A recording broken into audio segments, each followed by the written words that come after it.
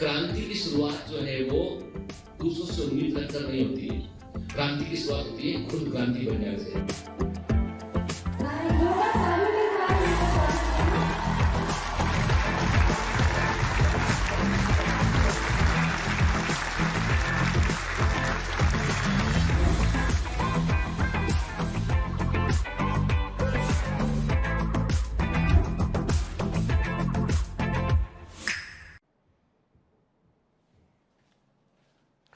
Hello commanders, welcome to Bioventers classes online. I am doctor Jitendra Singh. आज से बेटा हम शुरू करेंगे बायोडाइवर्सिटी एंड इट्स कंजर्वेशन। ठीक है, one of the important chapter में से एक है और जहां से एग्जाम में क्वेश्चन आना बिल्कुल तय है। तो अभी ये लेक्चर भी ये आपके जो है वो असाइन टास्क में रहेंगे। इनकी भी जो है ये रिकॉर्डिंग जो दिखाएंगे वो आपकी बहुत पुरानी रिकॉर्डिंग नहीं है, ये कुछ ही महीने पुरानी रिकॉर्डिंग है जो आज भी उतनी ही रिलेवेंट है जितनी पहले रिलेवेंट थी। ठीक है, हम एक काम करेंगे, हम एड ऑन करेंगे इसमें कि हम नेक्स्ट लेक्चर से हम जो है वो कुछ एमसीक्यू ऐसे जो एग्जाम में पूछे गए उनको हम सीक्वेंस से कवर करने की कोशिश करेंगे एंड जो जो हिस्सा कवर होता जाएगा उन एमसीक्यूज को हम डिस्कस करते हुए आगे बढ़ेंगे और साथ में कुछ एमसीक्यू ऐसे देखेंगे जो एग्जाम में आ सकते हैं। ठीक है, तो इसका मतलब ये नहीं कि आप डीपीएस ना लगाएं, डीपीएस भी लगाइएगा। बड़ी संख्या में क्वेश्चन आपको डीपीएस में मिलते हैं जो आपको रेंज ऑफ क्वेश्चंस को बतलाता है। बेटा टेस्ट को मिस नहीं करना है और बहुत जल्दी हमारा जो है 12th वाली एनसीईआरटी जो है उसका सिलेबस हम पूरा कर लेंगे और फिर तैयार रहेगा बड़े बड़े एनसीईआरटी बेस्ड टेस्ट पे। आपने देखा ना रिसेंटली आपका हमने एनसीईआरटी बेस्ड टेस्ट लिया हमने, तो उस टेस्ट में जो है वो जो आपका जो परफॉर्मेंस है वो समझ में आपको आता है कि हाँ हम कहां गलती करते हैं। कुछ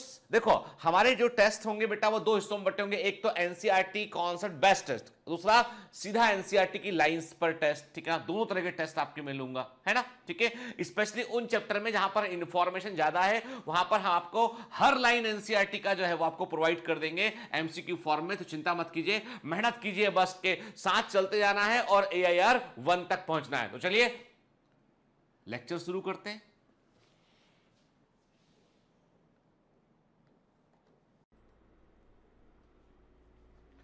hello commandos, welcome to Bioventers classes online. I am doctor Jitendra Singh और बेटा आज से हम एक नया चैप्टर शुरू करेंगे that is the biodiversity and conservation. देखिए इकोलॉजी में अब तक क्या क्या पढ़ा हमने। इकोलॉजी में हमने देखा ऑर्गेनिज्म एंड पॉपुलेशन को देखा हमने, वहां हमने समझा कि इकोलॉजी क्या होता है, ऑर्गेनिज्म का हैबिटेट क्या होता है, इकोलॉजी का निके क्या होता है। ठीक है, कैसे एक ऑर्गेनिज्म अपने इकोसिस्टम में जो है वो अपना रोल प्ले करता है, कैसे जो है वो पर्यावरण से वो कनेक्टेड है उसको समझा हमने। फिर डेमोग्राफी के बारे में बात किया हमने ये भी देखा इकोसिस्टम के अंदर कि एनर्जी का फ्लो कैसे होता है, साइकिलिंग ऑफ मटेरियल कैसे होता है और हमने सबसे आखिर में इकोसिस्टम सर्विसेज के बारे में भी बात किया। तो कुल मिलाकर बेटा हमने क्या देखा, हमने देखा कि हमारा इकोसिस्टम किस तरह का होता है, हमारा और जो है वो इन्वायरमेंट किस तरह का होता है। अब हम आज इस चैप्टर में हम बात शुरू करेंगे बेटा, आज से हम समझेंगे कि हमारी अर्थ पर जो जीवन है उसके क्या मायने हैं, कि जो भी डाइवर्सिटी लाइफ में प्रेजेंट है हमारी अर्थ पर, जितने भी प्रकार के जीवित जीव प्रेजेंट हैं उनका क्या कोई सिग्निफिकेंस है या केवल वो संख्या मात्र हैं। ठीक है, क्या केवल नंबर्स है वो या नंबर्स के अलावा उनके कुछ मायने भी है, उस पर हम बात करेंगे हम। ठीक है, देखिए इतना हम जानते हैं अच्छे से कि हमारी प्रकृति हमको बहुत कुछ देती है और एक बात समझ लीजिए अच्छे से कि हमारी प्रकृति ने हमको जो है वो कई चीजें जो बड़ी अमूल्य चीजें हैं वो हमें मुफ्त में फ्री में अवेलेबल करवा रखी है। ठीक है, हमारा जो नेचर है, हमारी जो प्रकृति है वो हमारे लिए जो है वो बड़ा इंपॉर्टेंट रोल प्ले करती है, क्योंकि कारण ये है कि प्रकृति से इंटरेक्ट कर ही हम जीवित रह पाते हैं। जैसे हम देख रहे हैं, हमें स्क्रीन में दिखाई पड़ रहा है बेटा कि इकोसिस्टम सर्विसेज क्या होती है। तो मैंने आपको बताया कि देखिए सिंपल सी बात है कि यदि हमें कभी कभी ऐसा हो कि हमें बिल भरना पड़े, यदि जितनी भी सर्विसेज है, जैसे ग्रीन प्लांट है, हरे पौधे जो ऑक्सीजन को प्यूरिफाई करते हैं, आपको जो CO2 लेते हैं, फोटोसिंथेसिस करते हैं, ऑक्सीजन को रिलीज करते हैं और मतलब एयर को प्यूरिफाई करते हैं, यदि उसकी कीमत भरना पड़े तो शायद से हमारे लिए ऑक्सीजन बड़ी महंगी हो जाएगी। जितने इंसेक्ट पॉलिनेशन में हमारी हेल्प करते हैं, यदि वे सभी लोग जो है आपसे पैसे मांगने लगे तो बड़ा महंगा हो जाएगा, हम नहीं करवा पाएंगे उनसे पॉलिनेशन। कुल मिलाकर बात यह है कि हमारा इकोसिस्टम जो है वो बड़ा दयालु है, जो हमारे लिए बहुत कुछ करता है एकदम फ्री में। लेकिन मैं हमेशा आपसे कहता हूं कोई चीज यदि फ्री है इसको फ्री मत समझिए, वास्तव में वो जो चीज आपको फ्री दिखाई पड़ रही है उसके पीछे भी बड़ा सारा एफर्ट होता है। Don't take it taken for granted मत लीजिए उसको। कारण उसके पीछे ये है कि एक दिन जब आदमी व्यक्ति को जैसे देखिए आज हमने क्या किया, हमने हमारे वाटर रिसोर्सेस थे, जो हमारे जल संसाधन थे, उनको हमने जो है बड़ा जो है सीवेज सिस्टम को लगाया, हमने सीवेज वाटर को वहां छोड़ा। तो आज ये कि आज हम कहीं का भी पानी नहीं पी सकते, हम किसी भी रैंडम जगह का पानी पिएंगे बीमार पड़ जाएंगे। हमको पानी के लिए बोतलें खरीदनी पड़ती हैं। जमाना वो भी हो सकता है, आने वाले समय में वो भी हो सकता है कि ऑक्सीजन लेना पड़ जाए।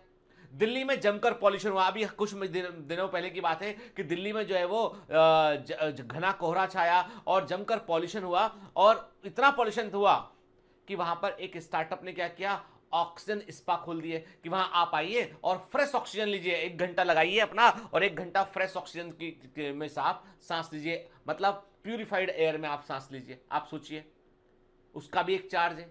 मतलब आने वाले समय में सब कुछ ऐसा ही चलता रहा तो वो दिन दूर नहीं है कि लोगों को अपनी पीठ पर ऑक्सीजन सिलेंडर लादकर जो है वो जमीन पर चलना पड़ेगा। अभी पानी के अंदर जाते तो लेके आते हैं, पर जमीन पर चलना पड़ेगा। तो कुल मिलाकर बात यह है कि हमारा जो इकोसिस्टम है, हमारा जो इन्वायरमेंट है, वो अमूल्य योगदान देता है सारे, और केवल इंसान के लिए नहीं, वो सभी जीवों को सस्टेन करने में रोल प्ले करता है। ठीक है, क्लियर। और हम चाहे दुनिया भर की तमाम दौलत लेके आए हमके, उस दौलत से हम जो है वो इसका बिल नहीं भर पाएंगे। ये बिल्कुल वैसी बात है। प्रकृति हम प्रकृति को प्रकृति माँ क्यों बोलते हैं कि धरती को हम जो है धरती माँ क्यों बोलते हैं कि उसके पीछे कारण है। कारण ये है कि ये हमारे माता पिता के समान है। यदि आप सोचें, आप बोले कभी जो है आपको ऐसा लगता है कि आपका घर में कोई विवाद हुआ, जनरली पापा लोग बोल देते हैं कि या पापा बोल देते हैं कि देखो तुमने ये काम नहीं किया, नहीं माना तो हम तुमको घर से निकाल देंगे। तो लड़का भी गुस्सा में आता, लड़का बोलता हाँ निकालो घर से बाहर। फिर समझ में आता है निकाल दिया तो प्रॉब्लम हो जाएगा। पिताजी भी ज्यादा नहीं बोलते उसको, वो केवल इंडिकेशन देते हैं। फिर कभी कभी गुस्सा आता है तो बोल देते हैं, मम्मी को बोल देना पापा को जब कमाने लगेंगे सब लौटा देंगे। इतनी सुनाया नहीं करे हर बारे में इतनी सारी बातें, एक बात कुछ बोलो तो 50 बातें सुना देते हैं। पापा को बोल देना सब लौटा देंगे। एक्चुअली में आप गुस्से में ऐसा बोल देते हैं हम लोग। ठीक है, सबके लिए जनरलाइज नहीं कर रहा, मैं कॉमन सी बात कह रहा हूं उनके। लेकिन सच बात तो यह कि मां जिस प्रकार बच्चे को पालती है, नो वन कैन पे, वो ऋण कभी कोई चुका ही नहीं सकता है। पिता जो माँ के साथ में जो पूरे समय उनका साथ देते हैं, बीमार पड़ने आपको लेकर आते हैं, आपके लिए वो दिन भर खुद अपने जूते नहीं बदलते हैं, आपके लिए आपको आपकी फरमाइश पूरी करते हैं, आपको पढ़ाने के लिए उनकी जाने कितने सपने, जाने कितनी चीजें जो है सेक्रीफाइस कर जाते हैं उनके, बोलते भी नहीं है वो। आप देखते हो कि शर्ट पुराना पड़ गया है, कुछ नए कपड़े सिला लो, काफी चलेगा भी चलेगा। चाहता तो वो भी इंसान है कि मेरे को भी नई शर्ट मिल जाए, नया कपड़ा मिल जाए, लेकिन वो चलेगा, बहुत दिन चलेगा, अभी तो अच्छा, अभी तो है, कुछ महीने पहले से आया था। ऐसा बोलकर वो अपनी इच्छाओं को दबा लेते, नहीं कहते। आपके शूज अच्छे अच्छे स्पोर्ट्स शू आप पहन ले, अच्छी बात है, आपने कहा, आपको दिला दिया उन्होंने, ठीक है। लेकिन खुद के जूते 3 साल से वही चला रहे हैं, नहीं चेंज करेंगे। मैं आपको एक आम पिता की सोच बता रहा हूं आपको कि मेरे फादर तो चूंकि जज थे, लेकिन उसके बावजूद जो है वो वैसे ही थे जैसे मैं बता रहा हूं, ऐसे ही थे उनके, अपने लिए नहीं करते थे और वो हम लोगों के लिए सब कुछ करने तैयार थे। मैं चाह कर भी अपने माता पिता का ऋण, अपने गुरु का ऋण कभी नहीं चुका पाऊंगा, मैं कुछ भी सोचूं उठ के। मैं हमेशा एक बात कहता हूं, तो प्रकृति भी वैसी है कि हम सोचे ना कि हम इसका ऋण चुका देंगे, सूर्य से बोलेंगे तो लाओ बिल, हम तुम्हारा बिल चुकाते नहीं चुका सकते हम कभी। अब आप बोलोगे सर आपने ये बातें पहले भी कभी कही हैं हमसे के, और ये बातें जो है वो बड़ी ऐसी लगती है हमको कि जो हमारे मन में हमें लगता है कि कुछ हाइपोथेटिकल तो नहीं है ये। गीतेंद्र सर कई बार चीजों को बड़ा हाइपोथेटिकल, नहीं बेटा ये जीवन है, ये हाइपोथेटिकल नहीं है, आप ये नजरिया है। याद रखिए जिंदगी आपकी नजर में हर इंसान तब बेहतर नजर आएगा जब आपका खुद का नजरिया ठीक होगा। यदि आपको केवल लोगों में बुराइयां दिखाई पड़ती हैं, मतलब आपका नजरिया ही गड़बड़ है। कि आप अपना चश्मा बदल लीजिए देखने का, इंसान को देखने का नजरिया चेंज कर लीजिए। हर आदमी में कुछ ना कुछ क्वालिटी होती है, उससे सीखिए। अब देखिए इस पूरी प्रकृति में हम देखें तो हम क्या देख रहे हैं, हम देख रहे हैं कि वैरायटी ऑफ इंसेक्ट दिखाई पड़ते हैं हमको, वैरायटी ऑफ हमको प्लांट दिखाई पड़ते हैं हमको, के तमाम तरह के हमको एनिमल्स दिखाई देते हैं हमको के। और कभी हम किसी छोटे बच्चे को आप पूछिएगा, उससे कोई छोटा बच्चा घर में हो आपके, आप पूछिएगा उससे कि बेटा कहां चलोगे घूमने के लिए, तुम को हम जू लेके जाएं, जू चलोगे या फिर एक चट्टान है, पत्थर है, उस पत्थर पर बैठकर अपन सोचेंगे दुनियादारी के बारे में, वहां चलोगे? बोले पागल हो बेटा, छोटा बच्चा, मैं दुनियादारी के बारे में नहीं सोचूंगा, मैं नहीं जाना पत्थर पे, मैं तो जू जाऊंगा। जू में जाके क्या देखेगा? टाइगर, मोर के, वो उसको एनिमल देख के बहुत खुशी मिल रही है। उससे पूछा चल बेटा गार्डन चलेगा या रोड पर चलेगा घूमने? गार्डन चलूंगा ना, खेलूंगा, फ्लावर देखूंगा सुंदर सुंदर से के, छोटा बच्चा भी जानता है, उसे अच्छा लगता है। तो जो डाइवर्सिटी है हमारे अर्थ पे, ये जो जो जो हम देखते हैं, different type of animals, different type of flowers, different type of plants के, डिफरेंट टाइप ऑफ इंसेक्ट के, everything that is the biodiversity.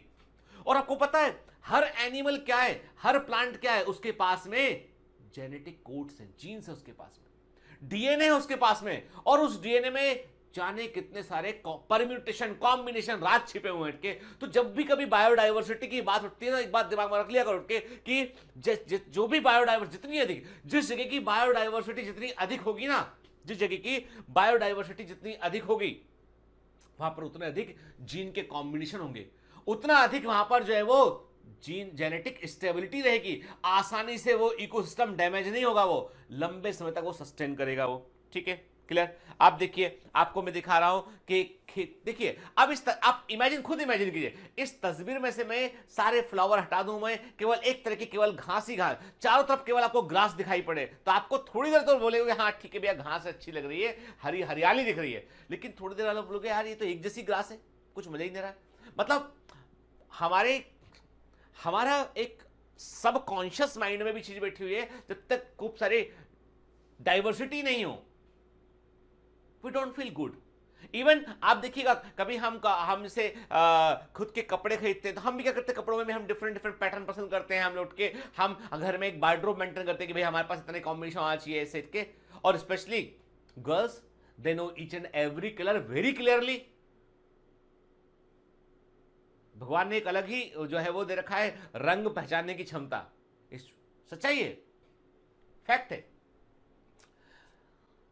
खैर एक अलग मुद्दा है वो। अब देखिए आप, समुद्र के अंदर का एक सीन है के, that is a photograph inside the ocean. के आप देखिए कि इस फोटोग्राफ में आपको डिफरेंट टाइप ऑफ फिशेस दिखाई पड़ रही हैं, डिफरेंट टाइप ऑफ कोरल्स दिखाई पड़ रहे हैं, डिफरेंट टाइप ऑफ को जो है वो आप देख रहे हैं स्पॉन्जेस दिखाई पड़ रहे हैं। तो कुछ एक बड़ी अद्भुत सी, और ये तस्वीर आपको अच्छी लग रही है, इसी बात का ये इंडिकेशन है, ये तस्वीर आपको अच्छी लग रही है क्योंकि आपको इसके कलर्स देख के, आपको यहाँ पे आप क्या देख रहे हो, आपका फोकस गया, आपने कहा अरे सर जेब्रा फिश है, जेब्रा के समान इसमें पट्टियां बनी हुई हैं, रेड वाली फिश दिख रही है, एक ब्लैक वाली फिश है, पीछे रेड रेड सा ट्रेल है उसमें, फिर आप बोल रहे हो अच्छा येलो वाला क्या होगा, ये सोच रहे हो आपकी निडरिया क्या है, क्या स्पॉन्ज है इसके अंदर। ठीक है, दैट इज डाइवर्सिटी। कुछ ना होता, केवल पानी होता, तो इस तस्वीर में से हम सबको हटा दे, केवल वाटर दिखाएं तो कैसा लगेगा आपको? It's not good. ठीक है, कहने का मतलब यह है कि यदि एलियन भी हमारी धरती पर आए के, सपोज मानते हैं कि एलियन हमारी धरती पर आ गए के, तो एलियन हमारी धरती पर आकर सबसे पहले उनको क्या लगेगा, बोलेंगे कि यार ये लोग तो बड़े कलरफुल लोग हैं, इनकी अर्थ बड़ी कलरफुल है, सब देखो सब तरफ रंग बिखरे पड़े, प्रकृति अपने आप में एक रंगोली के समान है, सब रंग बिखरे पड़े। हम क्या करते हैं बेटा, हम लोग जंगल काटकर उन रंगों को बर्बाद करते हैं। आप सोचिए ना कि जैसे आपने घर के साथ, आप इमेजिन कीजिए कि आपके घर के सामने, आप केवल इतना जो मैं एग्जांपल दे रहा हूं उसको रिलेट करने की कोशिश कीजिएगा कि please connect your soul with this chapter. के आपने बड़ी मेहनत से अपने घर, दिवाली का समय था, घर के बाहर आपने बड़ी मेहनत से एक सुंदर सी रंगोली बनाई, लाल पीले हरे रंग आपने इस्तेमाल किए, एक उसमें मिट्ठू बनाया आपने, जो है वो पैरेट बनाया, ठीक है, हमारे यहाँ पे इसको मिट्ठू बोलते थे विदिशा में के, तो एक पैरेट बनाया आपने, फिर उसके बाद आपने इसमें कुछ फ्लावर्स बनाए, बहुत सुंदर सी आपने एक रंगोली बनाई। इसमें एक आदमी आया, निहायती क्या बोलेंगे उसको यार, बदतमीजी बोल सकते हो, क्या बोलेंगे, मतलब रंगोली बनी, कोई परवाह नहीं, उसको आया आके खड़ा हो गया गेट के सामने, थोड़ा आगे पीछे पैर किया, आपकी पूरी रंगोली खराब कर दी। जबकि कोई समझदार आदमी तो थोड़ा बाहर से निकला, आया खराब कर। अब आप जैसे ही बाहर निकले, आपने क्या देखा, आपने देखा अरे मेरी पूरी रंगोली खराब हो गई। जनरली कई बार बच्चे गलती से कर देते ऐसा, कई बार कुछ लोग लापरवाह होते हैं, वो कर देते ऐसा। क्या हुआ, बुरा लगा, मेहनत थी वो खत्म हो गई पूरी, कलर कहां, सब मिल गया, हट गया वहां से वो। नाउ जो है, चूंकि आपने जैसे एक आपने उस रंगोली के ऊपर कुछ आपने रख दिया, चल दिए आप, उसमें झाड़ू लगा दिया आपने, कुछ कर दिया, स्वीप कर दिया उसको आपने, तो वो सब खत्म। ऐसे प्रकृति का अपना कैनवास है, उस कैनवास में तमाम तरह के फॉरेस्ट प्लांट सब लगे हुए। आप क्या करते हो, आप बोलते हो मेरे को मेरा घर बनाना है, चलो जंगल काटते हैं, खेत बनाना है जंगल काटते हैं। जंगल काटे, एक पेड़ काटा, कि एक पेड़ अपने आप में एक ट्री इकोसिस्टम है, ऐसे पेड़ काट दिए। जब एक पेड़ कट रहा होता है तो आप यदि एनिमल्स की बातें सुन सके, जंतु जानवरों की बातें सुन सके, तो जानवर क्या बोल रहे होंगे, बोल रहे होंगे मेरा घर कहां गया। चिड़िया लौट के आई शाम को, चिड़िया ने कहा कि मेरे बच्चे थे, इसमें घोंसला था मेरा, यहाँ पे एक पेड़ था, यहाँ पे उसमें घोंसला था, मेरे बच्चे कहां गए, अंडे थे रखे थे वो कहां गए। चींटी बोलती है कि हमारा घर कहां गया। तमाम पक्षी जो रात जिनका रेन बसेरा, जो दिन भर के बाद में आके पेड़ के ऊपर बैठकर जो है वो रात गुजारते थे, उनका घर छीन लिया। एक आदमी ने अपने घर का दरवाजा बनाने के लिए जाने कितने जानवरों के घर छीन लिए। आप अंदाजा नहीं लगा सकते हैं कितने, मतलब even you can not count the organisms, कितने एनिमल उसके ऊपर, कितने बर्ड्स, कितने तरह के एनिमल उसके अंदर प्रेजेंट थे, कितना बड़ा रोल प्ले कर रहा था वो। आपका दरवाजा, जो लकड़ी का पेड़, बड़ा पेड़ काट के अपने लकड़ी का दरवाजा बना लिया, दरवाजा आपका गैस ऑक्सीजन रिलीज नहीं करता है, ठीक है। वो जो पेड़ काम कर रहा था वो कोई भी काम नहीं करता है, एक वस्तु मात्र बन के रह गया वो। सच्चाई है। तो इतनी सुंदर अर्थ, इतनी सुंदर कैनवास को हमें सहेजना होगा। आज यदि ग्रेटा थनबर्ग कहती है और तमाम जो है लोग कहते हैं ना कि हम आने वाली पीढ़ियां हमसे पूछेंगी, they will ask question to us, तुम लोग तो थे ना, तुमने क्या किया हमारे लिए, ये धरती छोड़ी हमारे लिए, पीने को पानी नहीं है, सांस लेने में दिक्कत है, छोटा बच्चा जन्म लेगा बोलेगा मुझे ऑक्सीजन लगानी पड़ रही, जिंदगी भर ऑक्सीजन लगा के घूमूंगा क्या मैं, कहां गई वो प्योर ऑक्सीजन। तुम लोग तो खूब कर लिए सब मजे, हमको ऑक्सीजन भी नहीं छोड़ी तुमने, जंगल पूरे काट दिए तुमने, तुम ये लंबी लंबी इमारतें, इमारतों से क्या ऑक्सीजन निकलेगा बाहर, क्या निकलेगा बाहर। आने वाली पीढ़ियां बोलेंगी कि हमारे पूर्वज जो है वो समझदार नहीं थे, और हमको ये इस बात का निर्णय लेना है इसको कि आने वाली पीढ़ियां हमको बुरा ना बोले। वो ये बोले कि नहीं, इसलिए सस्टेनेबल डेवलपमेंट करना चाहिए, पर्यावरण को नुकसान ना पहुंचे वैसा विकास करना चाहिए, ठीक है। Now come to the point कि व्हाट इज द बायोडाइवर्सिटी। हम देखते हैं कि डिफरेंट टाइप ऑफ प्लांट्स हैं, डिफरेंट टाइप ऑफ एनिमल्स हैं के, और ये सब मिलकर यानी एक किसी भी बायोलॉजिकल कम्युनिटी में, किसी भी बायोलॉजिकल कम्युनिटी में जितने भी प्रकार की प्लांट और एनिमल स्पीसीज पाई जाती हैं वे सब मिलकर बायोडाइवर्सिटी को आती है। डाइवर्सिटी का मतलब है विविधता है, वेराइटीज, लिविंग ऑर्गेनिज्म। अब जैसे फॉर एग्जांपल आपके घर में एक एक्वेरियम है, एक्वेरियम में आपने एक तरह की मछली को लाकर छोड़ दिया आपने, तो is it having biodiversity? No. लेकिन एक समुद्र में मैं जाके जब बात करें, महासागर में जाके देखें तो लाखों प्रकार की मछलियां वहां पर हैं अंदर, ठीक, बायोडाइवर्सिटी, ठीक। देखिए यदि अर्थ की हम बात करें तो हमारी अर्थ पर amazing diversity on earth, difficult to believe, तकरीबन 20,000 स्पीसीज केवल और केवल चींटियों की है। सोचिए छोटी सी चींटी जो आंट है उसकी भी 20,000 के आसपास की प्रजातियां प्रेजेंट हैं। बीटल्स तकरीबन 3 लाख स्पीसीज बीटल्स की है। आपको बता दूं मैं, जैसे कई लोगों को शौक होता है सिक्के कलेक्ट करने का, कॉइन कलेक्ट करने का शौक होता है। मैंने थाईलैंड में देखा, थाईलैंड में और चाइना में मैंने देखा कि थाई पीपल को और चाइनीज लोगों को दे हैव, उनकी एक हॉबी होती है बीटल कलेक्ट करना। चार्ल्स डार्विन को भी यही हॉबी थी, डार्विन भी यही काम करते थे, डार्विन के ब्रदर को भी यही शौक था बीटल्स इकट्ठे करने का। तो बीटल्स जो है वो तकरीबन 3 लाख स्पीसीज जो है 3 लाख स्पीसीज बीटल्स की होती है, और मछलियों की 28,000 प्रजातियां हैं, ठीक है। और ऑर्किड, इपीफाइटिक प्लांट, सुंदर फ्लावर होता है ऑर्किड का, उसकी 20,000 प्रजातियां हैं। सोचिए आपके, यानी हम केवल एक डेटा है जो बता रहा है आपको कि डाइवर्सिटी का लेवल क्या है। There is amazing diversity on the earth. उसको यकीन कर पाना भी मुश्किल है, क्या वाकई में चींटियां 20,000 स्पीसीज की होती हैं। And there are 20,000 species of ants, 3 lakh प्रकार के बीटल्स होते हैं, 28,000 प्रकार की फिशेज होती है। मतलब it is not variety, it is species, प्रजातियों की बात कर रहे हैं हम के। एंड 20,000 स्पीसीज ऑर्किड की होती है। मतलब ऑर्किड के फ्लावर के इतने सारे टाइप हो सकते हैं, ठीक है। अब कई बार क्वेश्चन उठता है दिमाग में कि अब अच्छा चलिए, पहला प्रश्न होता है कि why there are so many species, इतनी सारी प्रजातियों की क्या जरूरत है, ठीक है। वाई दे आर रिक्वायर्ड के, क्योंकि हमको ऐसा लगता है कि ये बीटल 3 लाख हो या 2 लाख हो, चाहे 25,000 हो, चाहे 1 हो, क्या फर्क पड़ता है। ठीक है, हम ऐसा सोचते हैं, हमें लगता है 20,000 तरह की चींटियां ना होती, 10 तरह की होती तो भी काम चल जाता। पर ये डाइवर्सिटी इतनी सारी है क्यों? देखिए बेटा, ये नजरिया हमारा इंसानी नजरिया है कि हम ऐसे सोच रहे हैं इसको के, लेकिन प्रकृति अपने आप में एक प्रयोगशाला है। The nature is a big laboratory itself, कि इसके अंदर जो है बायोलॉजिकल इवोल्यूशन होता चला गया, कई तरह की वैरायटीज बनी, फिर जो है उससे ब्रांच निकली, ऐसे करते करते जो है कई तरह की प्रजातियां बनी। आप ये समझ लीजिए कि जितने तरह की जो स्पीसीज प्रेजेंट हैं, जितनी तरह की वैरायटीज प्रेजेंट हैं, बेसिकली वो सब उतने सारे जीन्स के डिफरेंट डिफरेंट कंपोजिशन कॉम्बिनेशन से उठ के, हर प्रजाति जो है वो दूसरी प्रजाति से अलग है, और वो शुरू में तो सबसे पहले एक सिंगल सेल बनी होगी, वहां से जीवन की शुरुआत हुई और बायोलॉजिकल इवोल्यूशन होता चला गया। प्रकृति की चुनौतियों का सामना करते करते हजारों प्रकार के जीव बन गए, लाखों तरह के जीव बन गए।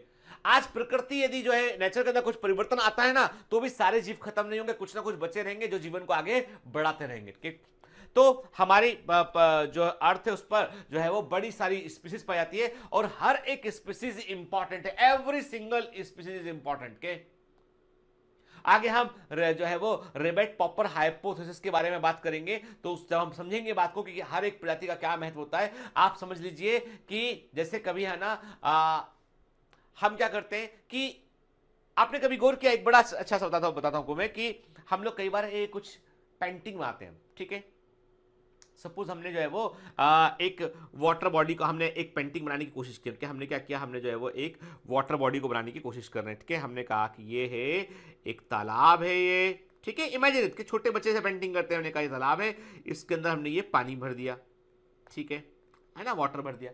अब हमने कहा इस पेंटिंग को कैसे पूरा करें, हमने कहा इसके अंदर ये पानी भर दिया, ये पानी भर दिया, ये पानी भर दिया, ये डॉट डॉट डॉट लगा के शो किया हमने कहा कि ये पूरा का पूरा इस, अब जब मैंने पूरे में डॉट लगा दिया ना, तो आपको समझ में आया कि हाँ सर पानी भर दिया आपने, ठीक है।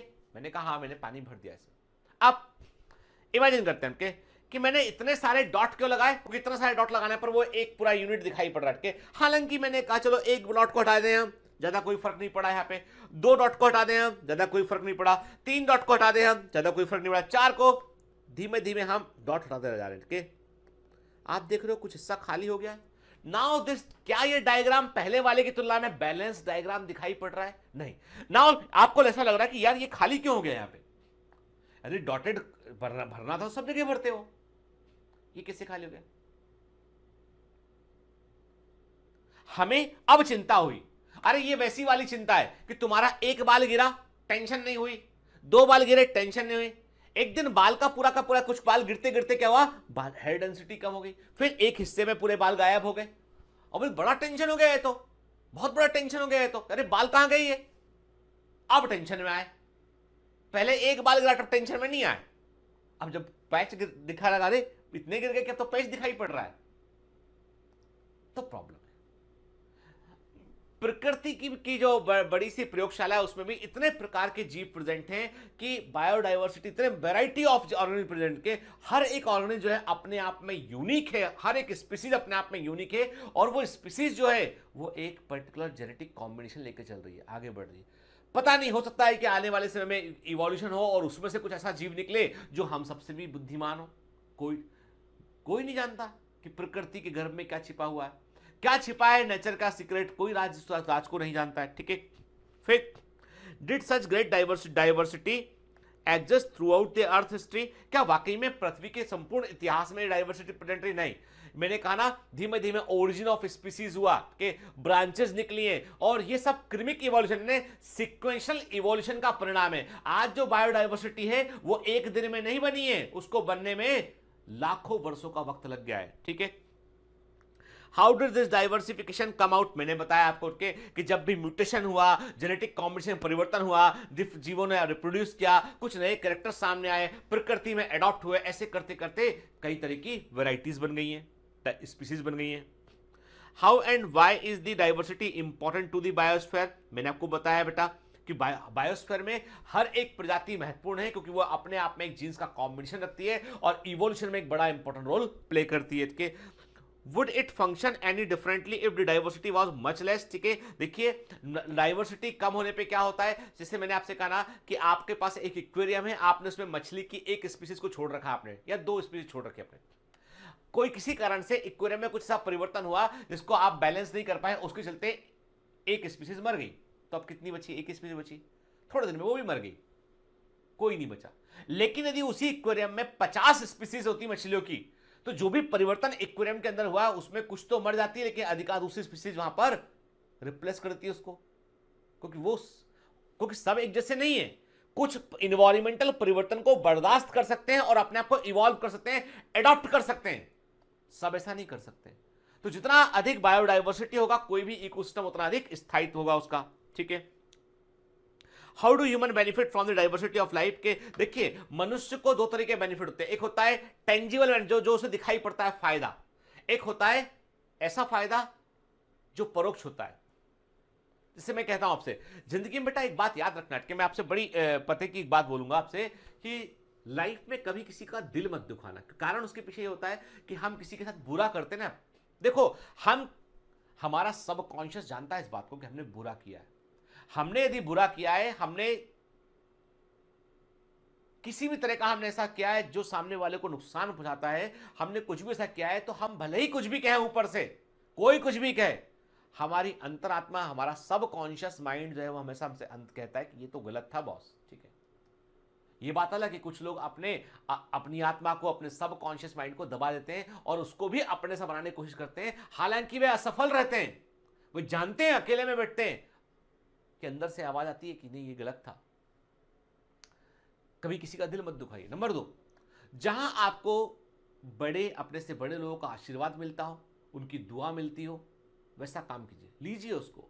वो इंटेंजिबल, आपको लगता है कि बड़े बुजुर्ग का हमने सम्मान कर दिया है, एक व्यक्ति का हमने मदद कर दी है, तो उसके चलते वो हमको उसने दिल से थैंक यू बोला, या बेटा जीते रहो बोला के, ठीक है, आपको दुआ दी, वो पैसा नहीं दिया, दुआ दी। आपको लगता है यार क्या इसका दुआओं के भंडार का पता नहीं कहां से क्या परिणाम निकलेगा, आप कोई नहीं जानता, कोई नहीं जानता इस चीज को। वो इंटेंजिबल है, साथ चलता है पूरा आपके। और ये जो मैं बातें कह रहा हूं, इसका संबंध विज्ञान से कम, इसका संबंध जो है वो हमारे अपने सोच से बहुत ज्यादा संबंध इसका। ठीक है, तो मैं आपसे कह रहा था बेटा यहाँ पे कि मनुष्य जो है, ह्यूमन बीइंग्स है, उसको डाइवर्सिटी से क्या बेनिफिट है? तो मैंने आपसे कहा ना कि वास्तव में कि हम कई सारी ऐसी एक्टिविटी करते हैं, पॉलिनेशन हुआ, खेती करते हैं, ठीक है, फ्लावर्स लगाते हैं, तो जो हमारी बायोडाइवर्सिटी उसका हम इकोनॉमिक इस्तेमाल भी करते हैं। और इसके अलावा हमको कई सारे इंटेंजिबल बेनिफिट होते हैं, जंगल है, हवा, ऑक्सीजन मिल रहा है हमको, के बहुत सारे ऐसे बेनिफिट होते हैं जिनको हम काउंट ही नहीं कर सकते। ठीक है, चलिए, in our biosphere immense diversity or heterogeneity exists not only at the species level but at all levels of biological organization ranging from macromolecule within cells to the biomes। ठीक है, अब देखिए एक नए आयाम पर बात किया हमने कहा कि जो बायोडाइवर्सिटी की बात करें, जो विविधताओं की बात करें, ये विविधताएं केवल और केवल स्पीसीज के लेवल पर नहीं है। आप देखो, प्रोटीन बनाने के लिए, एक प्रोटीन को बनाने के लिए अमीनो एसिड की रिक्वायरमेंट होती है, और 20 तरह के अमीनो एसिड होते हैं, 20 टाइप ऑफ अमीनो एसिड्स के, जिन्हें हम मैजिक 20 कहते हैं, जो प्रोटीन जिनको बनाने में रोल प्ले करते हैं। ठीक है ना, 64 जेनेटिक कोड होते हैं, 61 code for the amino acid, 3 code होते हैं नॉनसेंस कोडॉन, है ना। वैरायटी ऑफ कार्बोहाइड्रेट्स होते हैं, स्टार्च होता है, सेलुलोज होता है, ग्लाइकोजन होता है, के इन्यूलिन होता है। वैरायटी ऑफ फैट मॉलिक्यूल्स होते हैं, फॉस्फोलिपिड होता है, ग्लाइकोलिपिड होता है, फॉस्फोलिपिड के भी कई टाइप होते हैं। Why this? सोचिए आप जब सेल मेम्ब्रेन पढ़ते हैं तो आप डिफरेंट मॉलिक्यूल्स के बारे में बात करते हैं यहाँ पे, कि कोलेस्ट्रॉल, एस्ट्रॉल, फाइटोस्ट्रॉल होता है, इर्गोस्ट्रॉल होता है, कोलेस्ट्रॉल होता है। क्यों? मतलब जीवन में कहीं ना कहीं इसका सिग्निफिकेंस तो है इस करके। तो मॉलिक्यूल के लेवल पर डाइवर्सिटी है। एक छोटा सा हम बात करते हैं, एटम की बात करें, क्या है? इलेक्ट्रॉन, प्रोटॉन और न्यूट्रॉन, वहां भी डाइवर्सिटी है। 3 तो है ना टाइप, इलेक्ट्रॉन, प्रोटॉन, न्यूट्रॉन। फिर न्यूट्रिनो बात करते हैं, पॉजिट्रॉन की बात करते हैं, भगवान जाने क्या क्या कौन कौन से कण उसके अंदर ढूंढ लिए गए। तो डाइवर्सिटी इज फैक्ट, हर जगह पे। फिर बायोम, चलो बड़े बायोम के हमने कहा ट्रॉपिकल रेन फॉरेस्ट एक बायोम है, टेम्परेट फॉरेस्ट एक बायोम है, चैपरल फॉरेस्ट एक बायोम, हमने अलग अलग बायोम्स की बात की, हमने कहा ठीक है वहां भी डाइवर्सिटी है कि भाई tropical rain forest temperate forest से अलग है, डेजर्ट जो है वो सवाना से अलग है ना, ठीक है। बायोडाइवर्सिटी इज द टर्म, इसको दिया था एडवर्ड विल्सन ने, वेरी वेरी आईएमपी, ठीक है, सोशियो बायोलॉजिस्ट थे। अब देखो सोशियो बायोलॉजिस्ट क्या होता है, जैसे मैं बात करता हूं, ठीक है, मैं आपसे समाज की बात करता हूं, आपसे मैं सोच अपनी विचारों को अच्छा रखने की बात कहता हूं, आपसे मैं कहता हूं कि बेटा हमको जो है जिंदगी में सबसे पहली बड़ी प्रायोरिटी यानी कि दुनिया के सबसे बड़े डॉक्टर बन जाए, उससे बड़ी प्रायोरिटी है कि हम एक अच्छे इंसान बन जाए, उसके बाद हम बड़े डॉक्टर बने। मतलब एवरीवन, आपको बता दूं मैं, एक अच्छा नागरिक बनाने के लिए भी हमारे स्कूलों में कोर्स होना चाहिए, ठीक है। मतलब आज जरूरत इस बात की है कि हमारे स्कूलों में एक बुक चलना चाहिए फॉर गुड सिटीजन, ठीक है। आदमी को एटिकेट्स का, दूसरे के सम्मान करने का, सबका बकायदा कुरिकुलम का हिस्सा होना चाहिए वो।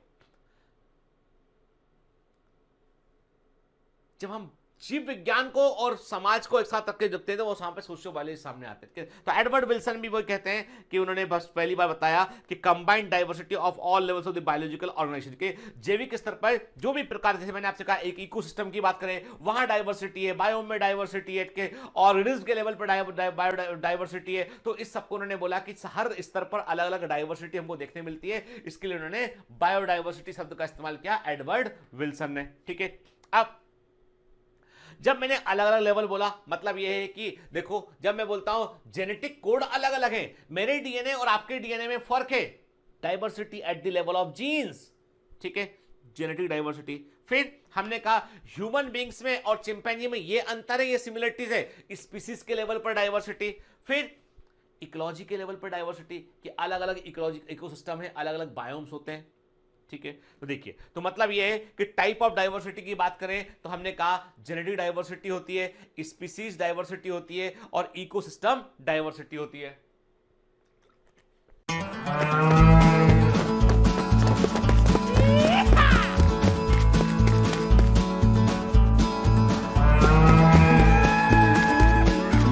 Hi, sorry to disturb you in between lecture, but it's important to inform you.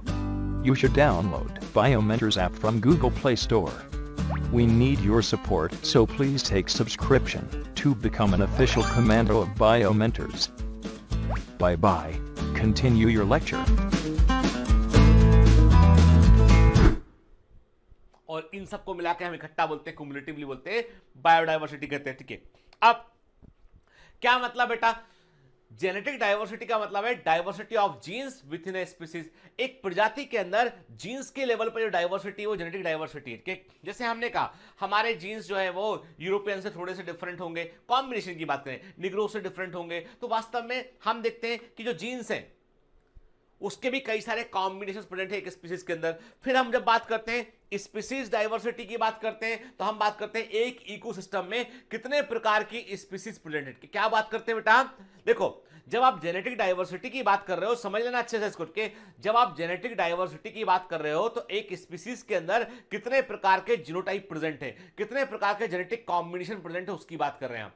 जब आप स्पीसीज डाइवर्सिटी की बात कर रहे हैं तो एक इकोसिस्टम में कितनी प्रकार की स्पीसीज रहती है वो स्पीसीज डाइवर्सिटी है। फिर आप जब इकोसिस्टम डाइवर्सिटी की बात करते हैं तो एक दिए गए एरिया में कितने प्रकार के, एक हैबिटेट में कितने प्रकार के इकोसिस्टम है। मान लो मैंने कहा एक जगह है यहां पे केवल और केवल डेजर्ट है, मरुस्थल है, केवल कुछ नहीं है, और दूसरा है वहां पर एक पहाड़ है, एक तालाब है, एक फॉरेस्ट लगा हुआ है, दैट है फॉरेस्ट इकोसिस्टम है, पॉन्ड इकोसिस्टम है ना बेटा, पहाड़ के ऊपर टेगा टुंड्रा इकोसिस्टम है। तो कुल मिलाकर हमने कहा कि ये हो गया डाइवर्सिटी इन इकोसिस्टम, ठीक है, clear. What is genetic diversity, variation of all living form at the genetic level, genes के लेवल पर, एलिल्स के लेवल पर, न्यूक्लिक एसिड के लेवल पर जो डाइवर्सिटी वो जेनेटिक डाइवर्सिटी है, ठीक है। जैसे आप देखिए, अब बड़ा इंटरेस्टिंग पिक्चर है, आप गौर से देखिएगा। बॉम्बे में एक बड़ी मजे की बात देखी मैंने, मॉर्निंग वॉक पे सुबह कभी जाता हूँ, जनरली मेरे पास वक्त कम होता तो मैं सुबह मॉर्निंग में अपने घर पर ही वर्कआउट करता हूँ, हमारा ट्रेनर आता है घर पे, कभी कभी वो नहीं आता तो मैं मॉर्निंग वॉक के लिए आता हूँ। तो मैंने देखा कि बॉम्बे में एक ट्रेंड है कि मॉर्निंग वॉक पे आदमी व्यक्ति डॉग को लेके निकलता है, क्योंकि जहां मैं रहता हूं वो साउथ मुंबई है, मुंबई का सबसे पॉश एरिया है वो, तो साउथ मुंबई में जो है वो लोग बाग जो है वो अपने, और आपको पता है वो जो डॉग होते हैं बाकायदा छोटे छोटे शू पहने होते हैं, कपड़े पहने होते हैं, और वो उनको घुमा रहे होते हैं। एक ऐसी परिस्थिति मिले मुझे, वो भी एक बड़ा सुंदर सा डॉग रखे हुए थे। अब इसमें से देखता हूं उसमें से कोई डॉग था क्या, मुझे लगता है इसमें से कोई डॉग नहीं था, वो डिफरेंट टाइप का डॉग था। मैंने पूछा ऐसे कि ये छोटा डॉग है कि ये पूरा मैच्योर हो गया डॉग है, तो उन्होंने कहा नहीं ये तो मैच्योर डॉग है, 2 साल 3 साल इसकी उम्र है, 3-4 साल। मैंने पूछा क्या कॉस्ट होगी इस डॉग की, उन्होंने कहा साहब ये डॉग हमारा जो है 19 लाख रुपए का कुत्ता है। कितने का? 19 लाख रुपीस का कुत्ता लेके घूम रहे है वो डॉग ही। मैंने पूछा इतना महंगा? मैंने कहा जर्मनी से हमने जो वहां से वैसे मंगाया था, जर्मन ब्रीड है ये, रियल जर्मन ब्रीड जो होती है वो है। बॉम्बे के अंदर ऐसे कई जगह पर वेटनरी डॉक्टर हैं जिन्होंने जो है वो ऐसे जो है इस तरह की ब्रीड प्रोवाइड करने के लिए उन्होंने आउटलेट खोल रखे हैं, और वो ऐसे ब्यूटी पार्लर है बॉम्बे के अंदर जहां पर डॉग आते हैं, डॉग के हेयर कट होते हैं, डॉग को पूरा का पूरा जो है वो साफ किया जाता है डॉग को, और डॉग को एकदम मेकअप करके तैयार किया था उसको, तब बाल मल काट के बराबर कर, डॉग के भी बड़ा हेयर स्टाइल अच्छी खासी के, मतलब ऐसा सच्चाई बता रहा हूं, मजाक नहीं कर रहा मैं आपसे के this is reality in Mumbai है। हमारे पास कोई डॉग नहीं है, ठीक है, और हम उसको अफोर्ड भी नहीं कर सकते ऐसे डॉग को। अरे हम खुद अपना हेयर कट करा ले, ये बड़ी बात है, डॉग को लेके कहां जाएंगे हेयर कट कराने? हाँ ठीक है, तो चलिए वो एक अलग मुद्दा हो गया। लेकिन बात यह है कि आप देख रहे हैं कि कितनी वैरायटी। आप बोलोगे हमको तो घर के बाहर एक ही डॉग दिखाई देता है जो स्ट्रीट डॉग है के इंडिया में, लेकिन ये कि वास्तव में डॉग की, आप देखिए ये सारे के सारे जो है वो डॉग जो है उनमें जीन्स का फर्क है, सिर्फ के अलग अलग एरिया में जीन्स का फर्क है सब में। फिर चलिए डॉग से निकल के आते हैं, मक्का की बात करते हैं, असॉर्टेड कलर, ठीक है। अब फिर again an example of Mumbai, आपको बता रहा हूं मुंबई जो है वो एक बड़ी ऐसी जगह यहां पे आपको सब चीजें मिलेंगी कि मतलब आपसे इंडिया का ऐसा शहर है यहां पे एवरीथिंग इज पॉसिबल, के हर चीज संभव है यहां पे। तो यहां पर जो है फूड हॉल है, वहां पे कभी आप जाइएगा तो उसमें बॉम्बे में कई जगह पर है फूड हॉल, बड़ा मतलब एकदम high and food grocery store है वो। वहां पे जाएंगे तो वहां पे आपको सब्जियां मिलेंगी, कॉर्न कॉब मिलेगा, मक्की का भुट्टा मिलेगा आपको के। एक कॉर्न कॉब की कीमत समझ सकते हैं आप? मैक्सिकन कॉर्न कॉब के जो मुझे दिखाई पड़ा था एक बार अभी हाल ही में, वो ये वाला कॉब था के, ये वाला के जिसको मैं टिक कर रहा हूं, ये था, और एक ये था, ठीक है।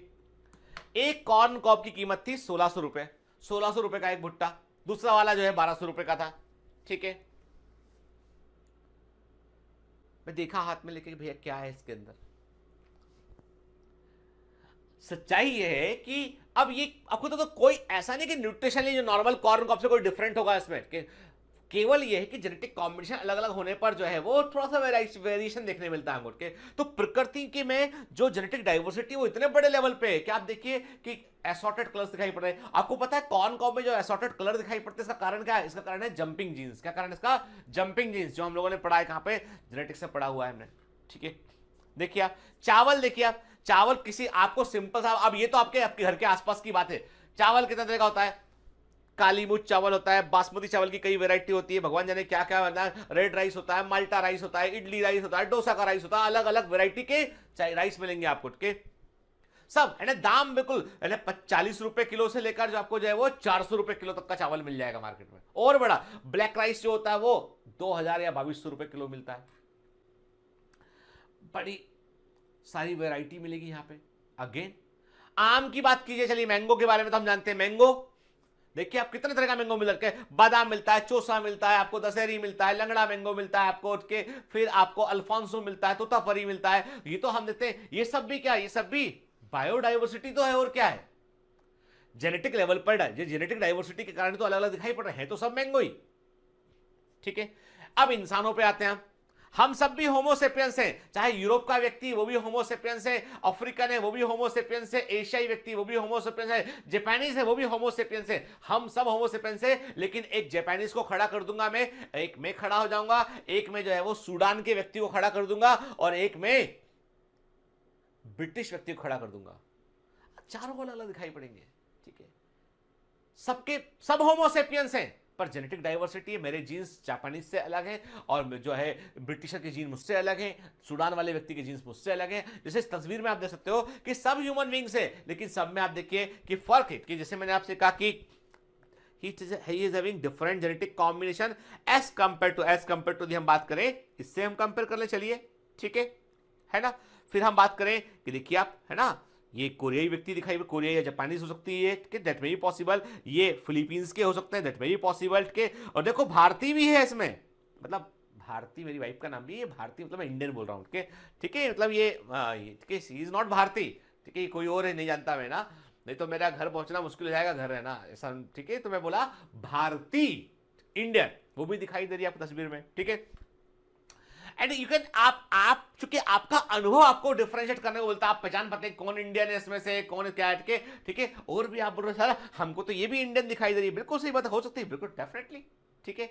एशियाई कॉन्टिनेंट, इंडिया पाकिस्तान, मतलब ज्यादा फर्क नहीं है, मिलते जुलते हैं, ठीक। चलिए, तो अब बात किया हमने, ये हो गया जेनेटिक डाइवर्सिटी। अब एनसीईआरटी इसके बारे में क्या बोलता है कि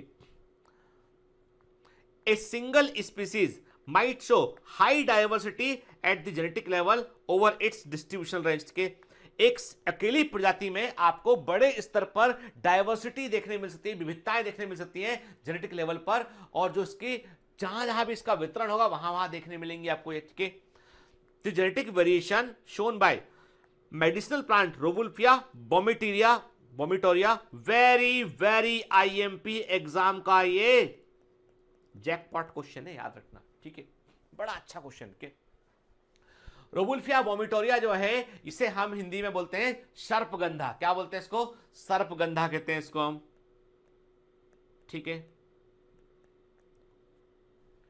और ये one of the very important जो है वो मेडिसिनल प्लांट है, जिसका उपयोग, जिससे हमें केमिकल मिलता है, रेजरपाइन मिलता है, जिसका उपयोग हम जो है कार्डियक डिजीज में करते हैं, कि हृदय रोग में करते हैं हम, के जहां पर जो है वो हार्ट डिजीज में करते हैं, और इससे हमको एक केमिकल सर्पेंटाइन भी मिलता है, जिसका जो रोवुल्फिया सर्पेंटिना है, रोवुल्फिया इसकी एक स्पीसीज और होती है, रोवुल्फिया जीनस, इसकी स्पीसीज की होती है रोवुल्फिया सर्पेंटाइना, उससे सर्पेंटिन मिलता है, सांप के कांटे में उसका इलाज करते हैं, ठीक है। ये रोवुल्फिया वोमिटोरिया है। रोवुल्फिया वोमिटोरिया में क्या होता है, इससे हमको बड़ी मात्रा में रेजरपाइन मिलता है, जिसका इस्तेमाल हम जो है वो मेडिसिन के रूप में करते हैं। अब इसकी भी खास बात है कि इसकी जो भी कई वैरायटी मिलती है, growing in different Himalaya ranges might be the term of the potency and concentration of the active chemical reserpine that the plant produce, ठीक है। तो रोवुल्फिया वोमिटोरिया जो आपको पूर्वी हिमालय, जो आपको जो हिमालय, जो कि हिमालय की रेंजेस में आपको देखने मिलता है, जो हिमालय की आपको अलग अलग रेंजेस में देखने मिलता है, तो वो जहां जहां प्रेजेंट होता है, जैसे मान लो मैंने कहा कि इट इज जो है वो नेपाल के आसपास में जो हिमालय का हिस्सा वहां प्रेजेंट होगा, तो वहां से यदि रोवुल्फिया वोमिटोरिया लेंगे तो उसके अंदर आपको रेजरपाइन का कॉन्सेंट्रेशन अलग अलग अलग मिलेगा, ठीक है। जो आपके हम बात करते हैं जो शिमला वाला हिस्सा हुआ, जो आपको नॉर्थ ईस्ट वाला हिस्सा हुआ, वहां पर आपको जो है वो अलग कंपोज जो है वो कॉन्सेंट्रेशन देखने मिलेगा इस प्लांट में। तो मतलब यहां पर अंतर इस बात का कि जीन्स किस लेवल का केमिकल बना पाता है। तो देखिए क्या लिखा है, जो genetic variation medicinal plant rauvolfia vomitoria में होता है, जो कि हिमालय रेंजेस पे ग्रो करता है, वो किस आधार पे होता है, वो potential and concentration of active chemical के, और एक्टिव केमिकल रेजरपाइन का कितना कॉन्सेंट्रेशन प्लांट की बॉडी में है और कितना स्ट्रांग ये केमिकल है, ये जीन्स डिसाइड करते हैं।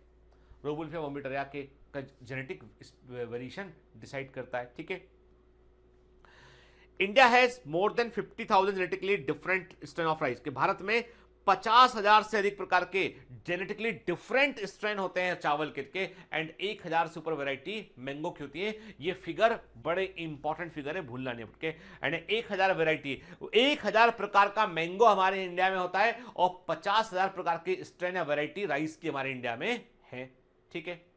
अब बात करते हैं स्पीसीज डाइवर्सिटी की। तो एक इकोसिस्टम में कितने प्रकार की प्रजातियां प्रेजेंट हैं, वो स्पीसीज डाइवर्सिटी को रिप्रेजेंट करता है, ठीक है। और सिंपल सी बात है कि हम जहां जिस इकोसिस्टम में जितनी अधिक जो है वो वैरायटी स्पीसीज प्रेजेंट होंगी, उतना अधिक स्टेबल वो इकोसिस्टम होगा। और स्टेबिलिटी का काम क्या है बेटा, हर एक स्पीसीज अपने आप में एक फूड लेवल को बांधती है। और मैंने कहा था ना बेटा, फूड वेब जो है, खाद्य श्रृंखला जो है, वो इकोसिस्टम को स्टेबिलिटी प्रोवाइड करती है।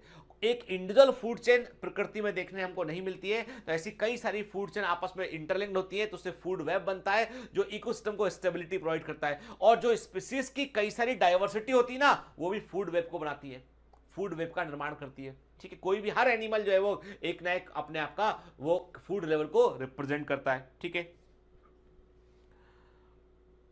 species diversity, the diversity at the species level. For example, Western Ghat have greater amphibian species diversity than the Eastern Ghat के जो पश्चिमी घाट हैं हमारे इंडिया में, जो वेस्टर्न घाट वाले जो माउंटेन्स हैं, तो वेस्टर्न घाट में अधिक एम्फीबिया की स्पीसीज देखने मिलती है as compare to the Eastern Ghat. ये छोटी छोटे स्टेटमेंट जो एनसीईआरटी में लिखे ना बेटा, ये एग्जाम के क्वेश्चन हट के कम से कम ये उस कई सबसे खतरनाक क्वेश्चन क्या बनता है जब आपको बोलते हैं कि इनमें से कौन से स्टेटमेंट सही है। 3 स्टेटमेंट दे दिए आपको, अब आपको वो स्टेटमेंट एनसीईआरटी से ही आता है। बता रहा हूं मैं, इस चैप्टर में 99.99% क्वेश्चन एनसीईआरटी से ही पूछा जाता है। ठीक है, और पूछा गया है पिछले कई सालों में। ठीक है,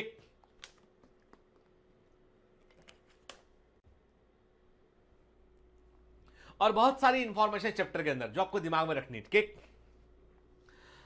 वेस्टर्न घाट जो है उसमें एक अधिक एम्फीबिया की species as compare to the Eastern Ghat. ठीक है, देखिए अब हम बात करते हैं जो यदि डाइवर्सिटी की बात करें, कि ज्योग्राफिकल लेवल पे हम डाइवर्सिटी की बात करें, स्पेशली हम एम्फीबिया की डाइवर्सिटी की बात करें बड़े स्तर पर, थोड़ा एनसीईआरटी से बाहर निकल के बात कर रहे हैं, south pole, north pole and equator के सबसे अधिक आपको डाइवर्सिटी कहां देखने मिलेगी? इक्वेटर पे के, चाहे वो एम्फीबियंस हो चाहे कोई दूसरा एनिमल हो, इक्वेटरल फॉरेस्ट में, इक्वेटर में पर आपको सबसे अधिक डाइवर्सिटी देखने मिलेगी, क्योंकि नॉर्थ और साउथ पोल पर एक्सट्रीम कंडीशन होगी तो वहां डाइवर्सिटी कम होगा। ठीक है, लेकिन जो हिस्से से इक्वेटर से दूरी पर है, मैंने आपसे कहा कि फॉर एग्जांपल कि हमने कहा कि जो है वो 66 डिग्री 66.5 डिग्री नॉर्थ पर है, 66.5 डिग्री साउथ पर है, जो आर्कटिक और अंटार्कटिक सर्कल में जो प्रेजेंट है वहां पर भी डाइवर्सिटी कम होगी। ठीक है, फिर 23.5 डिग्री ट्रॉपिक ऑफ कैंसर की बात करें, ट्रॉपिक ऑफ कैप्रिकॉर्न की बात करें, अरे अर्थ तो पता है ना हमको, बचपन से पढ़ता है ज्योग्राफी, तो 23.5 डिग्री उत्तरी अक्षांश या 23.5 डिग्री दक्षिणी अक्षांश की बात करें, ट्रॉपिक ऑफ कैंसर और ट्रॉपिक ऑफ कैप्रिकॉर्न की बात करें, वहां डाइवर्सिटी थोड़ा सा और अधिक होगा। ठीक है, लेकिन जो इक्वेटर है 0 डिग्री पे वहां डाइवर्सिटी हाईएस्ट होगा यहाँ पे। ठीक है, तो species diversity measures the number of different species in the same area के, जैसे कि सबसे अधिक बायोडाइवर्सिटी आपको ट्रॉपिकल रेन फॉरेस्ट में देखने मिलेगा। Very very important and very common question exam. ठीक है, क्लियर? देखिए, तो स्पीसीज डाइवर्सिटी का मतलब the variety of species per unit area, this include both the number of species present and there relative abundance, दोनों को ये रिप्रेजेंट करता है, नंबर को भी और उनके एबंडेंस कितनी पाई जाती है उसको भी रिप्रेजेंट करता है। अब बात करते हैं हम इकोलॉजिकल डाइवर्सिटी की बात करते हैं at the ecosystem level India. अब देखो बेटा, बड़े मजे की बात है कि भारत में यदि आपको कहीं जाना है, India is a very good country कि हम इसको यदि हम बात करें कि घूमना हो, टूरिज्म के लिए जाना हो, तो इंडिया में आपको क्या, आपने कहा चलो घूमने चलते, कहां चलना है? आपने कहा हमें किसी पहाड़ पर जाने का मन कर रहा है, चलिए शिमला चलते हैं, ऊंचे जगह पर है शिमला, हिल स्टेशन है, शिमला चलते हैं। कहां चलते हैं? ऊटी चलते हैं, साउथ में ऊटी है, शिमला है नॉर्थ में के। फिर हमने कहा चलो सबसे अच्छा आपको तो मेरे से पूछेंगे तो I really love the north east, क्या मुझे नॉर्थ ईस्ट बहुत सुंदर लगा, वहां के लोग मुझे बड़े अच्छे लगे, वहां का फूड मुझे अच्छा लगा, और सब कुछ इतना प्योर है ना, ऑक्सीजन जो है वो ऐसे कि आपको महसूस होती है कि आप कहीं अच्छी जगह पर सांस ले रहे हैं। नॉर्थ ईस्ट बड़ा सुंदर के, स्पेशली आसाम हुआ आपका, मेघालय हुआ, मेघालय सच ए ब्यूटी, बहुत सुंदर जगह मेघालय के, सिक्किम हुआ, अरुणाचल हुआ, नागालैंड, फैंटास्टिक के मतलब आप समझ लीजिए कि इतनी बड़ा, आप वहां पे क्या मिलेगा आपको? वहां पे फॉरेस्ट मिलेगा आपको, कई सारे आपको फॉल्स देखने मिलेंगे। जस्ट मेरे साथ आप कल्पना कीजिए, कई सारे फॉल्स देखने मिलते हैं देखने के लिए। मेघालय में जाओ, वहां पे सबसे अधिक वर्षा बरसाती चेरापूंजी, हैवीएस्ट रेनफॉल होता है, मासिन राम वहां पे जगह, वहां हैवीएस्ट रेनफॉल होता है, पानी गिरता, जमकर पानी गिरता, बादल दिखाई पड़ते हैं, बड़ा सुंदर है। फिर आपका मन किया चलो एक काम करते हैं, ट्रॉपिकल कुछ देख के आते हैं, चलो अंडमान में गए हम, अंडमान ने निकोबार आइलैंड में गए हम, देखा हमने कि वहां पे समुद्र है, बिल्कुल ट्रॉपिकल। केरला में गए हम, ट्रॉपिकल महसूस कर, केरल में गए ट्रॉपिकल एरिया मिल गया आपको। हमने कहा कि चलो रेगिस्तान चलते हैं। आइए, पधारिए राजस्थान, दुनिया में सबसे फेमस है हॉस्पिटलिटी के लिए, बढ़िया लोग आपकी सेवा करेंगे, रिच कल्चर, राजा महाराजों की कहानी, हर आदमी की जीवानी, हर आदमी आपको एक कहानी सुना देगा। जिस किले को देखोगे वहां की एक लंबी कहानी निकल के बाहर आई किले में से। आपने किले की दीवार को हाथ लगाया, पता चला कि अरे पता है यहाँ पे लाल बहादुर शाह, अरे तब क्या बहादुर शाह जफर, लाल बहादुर शाह जफर यहाँ पे आए थे, पता है इसको टच किया आपने, पता पृथ्वीराज चौहान टच किए थे इसको। हर जगह पे कहानी, राजस्थान में भर भर की कहानी, रेगिस्तान का एरिया भी है, जमीन है, के प्लेनेट के, मतलब जो मैं महसूस कराना चाह रहा हूं, महसूस हो रहा है कि मतलब मैंने आपको बताया कि इंडिया में भर भर कर डाइवर्सिटी है। जैसा आपको झील देखनी है, आपको तालाब देखना है, आपको डल झील के डल लेक, कश्मीर सच ए ब्यूटी के, कश्मीर स्विट्जरलैंड से बेटर है। ये जो हो रहा है ना कश्मीर के अंदर, जो भी पॉलिटिकल अनस्टेबिलिटी जो भी चल रहा है मिशन, उस पर हम तो बहुत छोटे से आदमी, हम तो कोई कमेंट टिप्पणी कर नहीं सकते इस पर, लेकिन इतना जानते हैं हम कि कश्मीर जो है उसके पास जो पोटेंशियल है ना, कि पूरी दुनिया में जो है, पूरे एशिया के अंदर जो है वो स्विट्जरलैंड बन के उभर सकता है। पूरी दुनिया से टूरिस्ट कश्मीर आ सकता है। कश्मीर जहां पर लोगों को आज लगता है ना कि रोजगार नहीं है, वो सबसे बड़ा रोजगार प्रोवाइडर बन सकता है। इतना सुंदर जाते पहाड़ देखते हैं, इतना सुंदर पहलगांव नदी, कल नदी के रिवर राफ्टिंग किया हमने कश्मीर जाके। कश्मीर में श्रीनगर में हमने अलग तरह के बगीचे गार्डन देखे हमने, इतना सुंदर कि शब्दों में बयां करना मुश्किल है उसको। ठीक है, मैं आपसे बोल रहा हूं ना कि I am not talking about anything about politics about the what are the differences are there, ठीक है, I am talking about the nature. और लोग इतने अच्छे, अब देखो, अब आप मुझे जज मत करना बेटा, मैं अपना निजी अनुभव, मैं किसी की सुनी बातों पे यकीन कभी नहीं करता हूं, और मैं जजमेंटल बिल्कुल नहीं हूं। मैं जब वहां पे श्रीनगर में हाउस बोट पे रुका, अब हाउस बोट में हम लोग वहां पे हाउस बोट हमने 2 दिन के लिए हायर किया, हाउस बोट के भाई रुकेंगे कमरे, हाउस बोट का भी अनुभव लेते हैं।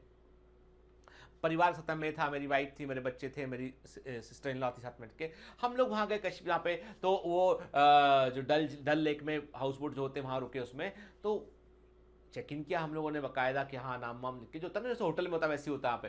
फिर जब हमने कहा चलो बाहर घूम के आते, थोड़ा देख के आते डल लेक में क्या, वहां पे क्या होता है, शिकारे से छोटी छोटी बोट आती है, बोट में बैठ के आपको ले आते हैं। जब आप बोट में जा रहे होते हैं तो बाजू से एक बोट आती है, बोलती है सामान खरीदेंगे, कोई चिप्स बेच रहा है, कोई आपका ज्वेलरी बेच रहा है, तो आप बोट से भी सामान देख रहे हैं, चलती नाव चल रही है, आप सामान देख रहे हैं, परचेस कर रहे हैं। फिर एक चाय पीना है आपको, तो एक बोट आई, चाय बन रही है उसके अंदर, आपको चाय पिला दी बोट ने, आप आगे बढ़ गई बोट। डल लेक में ऐसा होता है, पूरा डल लेक एक मार्केट के समान है, बहुत सुंदर है, बहुत ही सुंदर है। आपको ऐसा लगेगा कि ये क्या दुनिया है यार, दुकानें हैं, झील के अंदर दुकानें हैं, नाव से आते हैं, फिर बोट में बैठे, नाव से आगे निकल गए बोट से। तो मैं उसको बोला, बाहर जा रहे थे, मैंने बोला कि भैया इसमें तो लॉक नहीं है, सामान रखा हमारा है तो उसको लॉक तो दे दो कम से कम, लॉक नहीं है उसमें कुछ। उसने कहा साहब यहाँ पे जो हाउस बोट है इसमें जो सामान आपका है वो मेरा है, जो मेरा है वो आपका है, ठीक है, और आपका एक भी सामान, एक भी रुपया आपका इधर का उधर नहीं होगा, सब कश्मीर है ये। ऐसा बोल रहा उसने, उसके बाद मतलब खुद समय, मतलब मुझे मन में ऐसा लगा कि शायद से मैंने ऐसा बोल के उस पर शक जाहिर किया कि यार तुम ऐसा खुला है, लॉक वॉक नहीं है, कोई सामान इधर का उधर कर दिया तो। सच ए वंडरफुल होस्ट, मैं नहीं जानता नाम क्या है, मैं उस हाउस बोट वाले का नाम भी नहीं जानता हूँ, उसका बोट का नाम भी भूल गया हूँ मेरे के, लेकिन 2 दिन उन्होंने जैसे हॉस्पिटल के खाना बनवाया, घर से बढ़िया खाना खिलाया हम लोगों को, बड़े अच्छी कहानियां बताई, बोट के बारे में बताया कैसे होता है, फिर साथ में मतलब 2 दिन ऐसा लगा कि एक परिवार मिल गया। मैं दुनिया के कई देश घूमा हूं, पर जो अपनापन मुझे कश्मीर में दिखाई पड़ा वो कहीं नहीं दिखाई पड़ा। आप बोलोगे सर इतनी लंबी कहानी इस बीच में कैसे, मैं आपको सिर्फ इतनी बताने की कोशिश कर रहा हूं कि हमारे यहाँ झील से लेके हर तरह का जो है वो डाइवर्सिटी यहां प्रेजेंट है। Such India is beautiful country having so many diversity के। और आपको बता दो ये डाइवर्सिटी जब हम अलग अलग होते हैं ना, हम वो देश हैं जो ब्रिटेन से और अमेरिका से क्यों अलग हैं। ब्रिटेन में छुट्टी कब होगी, क्रिसमस टू न्यू ईयर, 10 दिन का छुट्टी है भैया, ये इकट्ठा मना लो, बाकी पूरे दिन काम करना है, संडे छोड़ के वहां पे वीकेंड होता है, सैटरडे संडे, बाकी काम करना है आपको, कोई छुट्टी नहीं। अमेरिका कोई छुट्टी नहीं, मतलब दुनिया के देश है। हमारे इंडिया में हम ईद मनाते हैं, हम दिवाली मनाते हैं, हम क्रिसमस मनाते हैं, ठीक है, हम सारे के सारे इतने त्योहार होते हैं, पोंगल मनाते हैं, हम के वो जो गुरु पूर्णिमा वो मनाते हैं, सब मनाते हैं हमको जो है ईद में हमको मीठी सेवैयां खाने मिलती है, तो उनको गुजिया खाने मिलती है। डाइवर्सिटी तो हमारी जान है, भगवान ने भर के दिया है थाली में इंडिया को कि भैया तुम्हारा धर्म इतनी डाइवर्सिटी, तुम्हारी प्रकृति इतनी डाइवर्सिटी, तुमको एक जैसा नहीं बनाया, तुम्हारे अंदर डाइवर्सिटी के तुम एक सजी हुई सबसे सुंदर एक रचना हो, पूरा देश ऐसा है के। और जब हम लड़ते हैं ना, विवाद करते हैं इन चीजों पे, तो हम डाइवर्सिटी को नहीं समझ रहे होते हैं।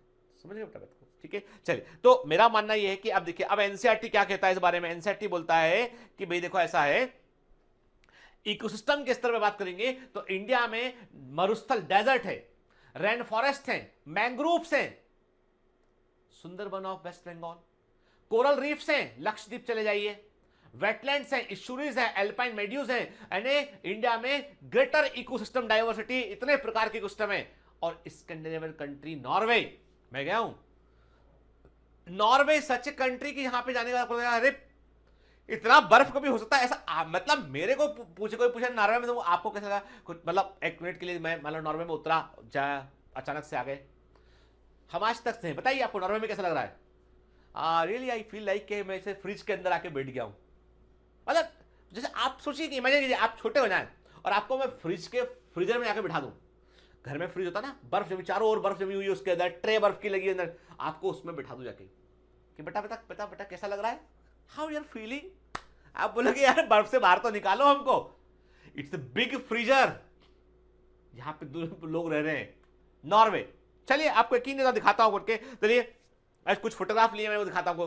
इकोसिस्टम डाइवर्सिटी जो है वो क्या बताता है, वो बताता है कितने वैरायटी के हैबिटेट है वहां पे, कितने वैरायटी की कम्युनिटीज वहां पे, कितने प्रकार के इकोसिस्टम वहां पर प्रेजेंट है जगह में, वो बतलाता है कि मरुस्थल, डेजर्ट सब अपने आप में जो है। तो जितना अधिक इकोसिस्टम डाइवर्सिटी किसी जगह पर होगी, उतना अधिक बायोडाइवर्सिटी कहलाएगा वो, उतना अधिक स्टेबल होगा वो, ठीक है। जैसे आप देखिए, ये भारत की तस्वीर है कि इंडिया में आप देख रहे हैं, आपको जो है वो आपको झील, मैंग्रोव फॉरेस्ट सब दिखाई पड़ रहा है आपको, ठीक है। आपको जो है वो वैरायटी ऑफ डाइवर्सिटी यहां पे देखने आपको इंडिया के अंदर मिलेगा, ठीक है। और आप देखिए भारत जो है, अब इंडिया का आपको मैप दिखाते हैं, तो इसमें आप देख रहे हैं कि इंडिया में आपको दिखाई पड़ रहा है बेटा क्या, हिमालयास दिखाई पड़ रहे हैं आपको, इसमें गंगेटिक प्लेन्स दिखाई पड़ रहे हैं आपको, गंगेटिक प्लेन्स दिखाई पड़ रहे हैं आपको, सतपुड़ा के माउंटेन्स दिखाई पड़ रहे हैं आपको, वेस्टर्न घाट और ईस्टर्न घाट माउंटेन्स दिखाई पड़ रहे हैं आपको, छोटा नागपुर का पठार प्लेटू दिखाई पड़ रहा है आपको, और विंध्याचल का एरिया दिखाई पड़ रहा है। मतलब ये पूरा जो है अहमदाबाद के रन ऑफ कच्छ दिखाई पड़ रहा है आपको यहाँ पे, तो ये पूरा इंडिया जो है वो इतना सारा डाइवर्सिटी यहाँ पर प्रेजेंट है, अलग अलग तरह के इकोसिस्टम एक साथ प्रेजेंट है, ठीक है। This is the photograph of Norway. Imagine, अब बताओ मेरे को, ये घर बने हुए हैं, बिजली दी हुई है इनको, आप बाकायदा ये होटल का फोटोग्राफ, कि होटल एक्चुअली घर जो है वो छोटे छोटे ऐसे वहां पर मल्टी स्टोरी होटल नहीं बनते, तो कई बार ऐसे होटल जो होटल था वो इस तरह के होटल या घर भी इसी प्रकार के बनते हैं वहां पे, ठीक है। आप देख रहे हैं जब ये घर से बाहर निकलते होंगे, क्या इनको हमारे ऐसे, जैसे हमारे यहाँ पे क्या होता है, मौसम बदलता है, सामने पेड़ पर एक सुंदर सा फ्लावर लगा होता है, कोयल के कूकने की आवाज आ रही होती है, कोयल की मीठी मीठी से आवाज आ रही होती है, कई चिड़ियाएं दिखाई पड़ती हैं के, और आपको आसमान में कई चिड़ियाएं और कई तरह के आपको पक्षी दिखाई पड़ते हैं, कई तरह की तितलियां बगीचे में दिखाई पड़ती हैं। आप बताइए यहाँ पे क्या है। नॉर्वे जो है दुनिया के सब अमीर देशों में से एक है,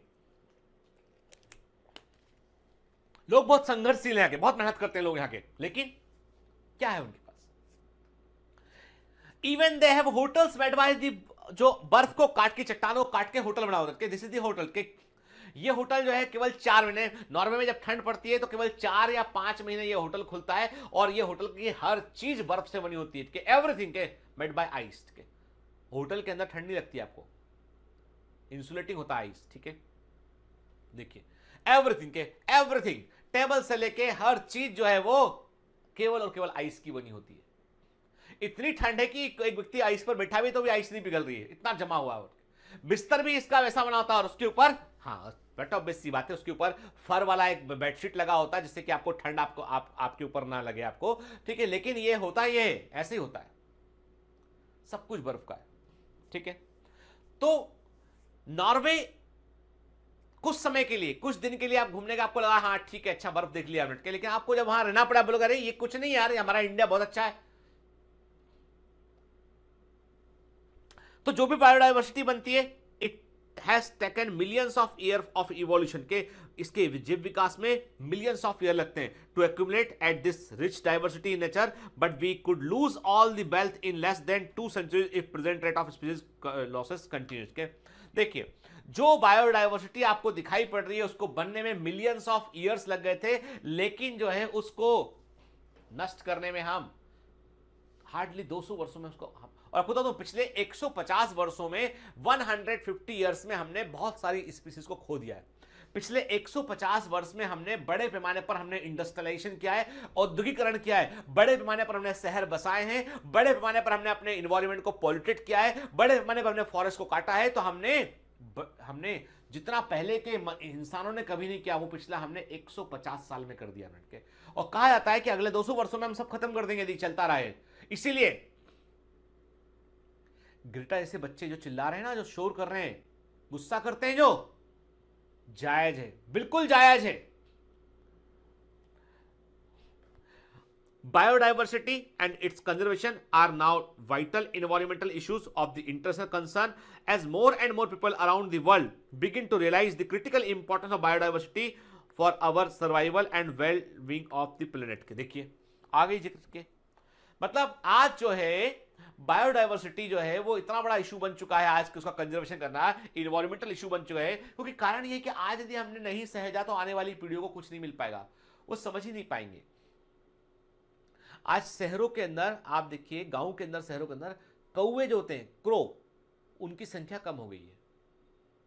तितलियां आज आपको बटरफ्लाई से, बॉम्बे में हम यहाँ रहते हैं, हमने बगीचा लगा रखा है, छोटा सा बगीचा मेरी वाइफ ने जो है वो लगा रखा है बालकनी में, उसमें फ्लावर्स भी है, लेकिन हमने हार्डली 1 या 2 तितली आते देखिए।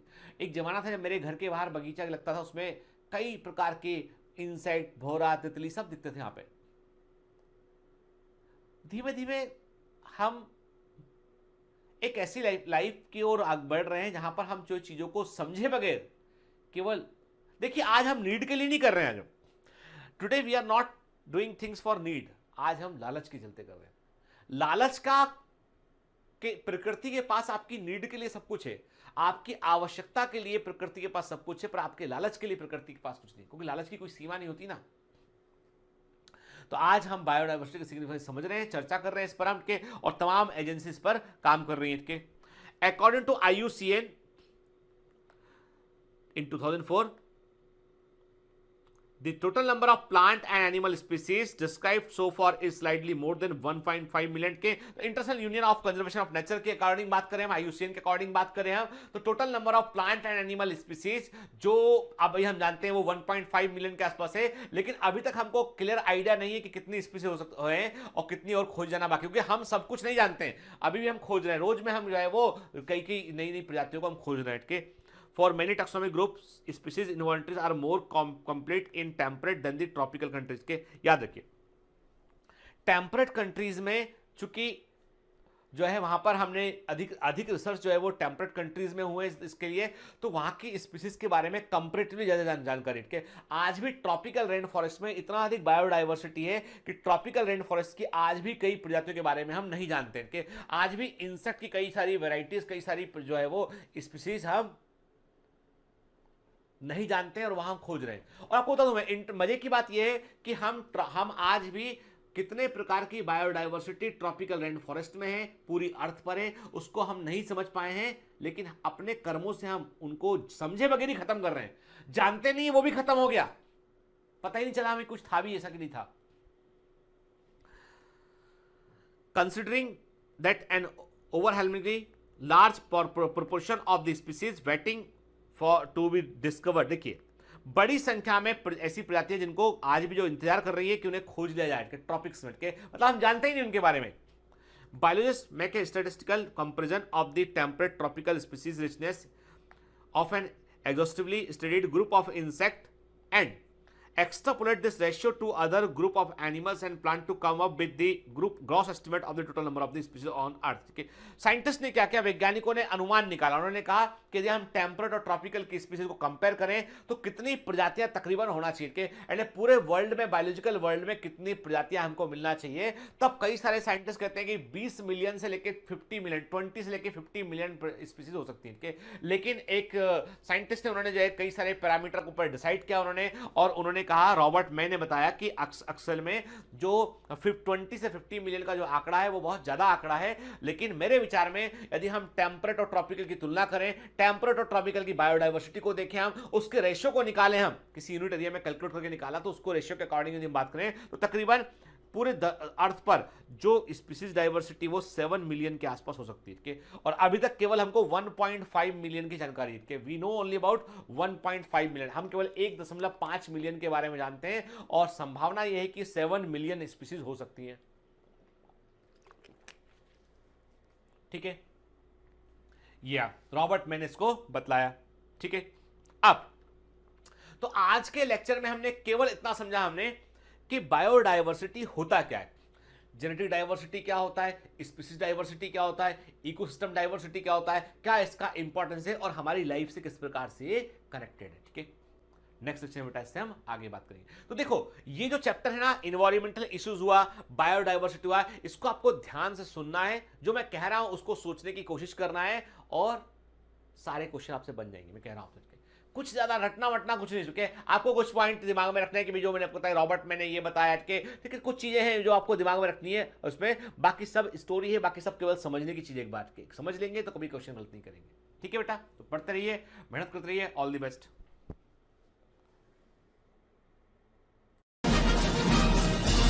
Hi. To become an official commando of Biomentors, join us at www.biomentors.online. Here you can solve daily practice papers, an online test. You can download performance enhancement sheets. You can track your progress. You can interact with other fellow commandos. Join us and prepare yourself. It's a commando training for your success. Download Biomentors online app from Google Play Store.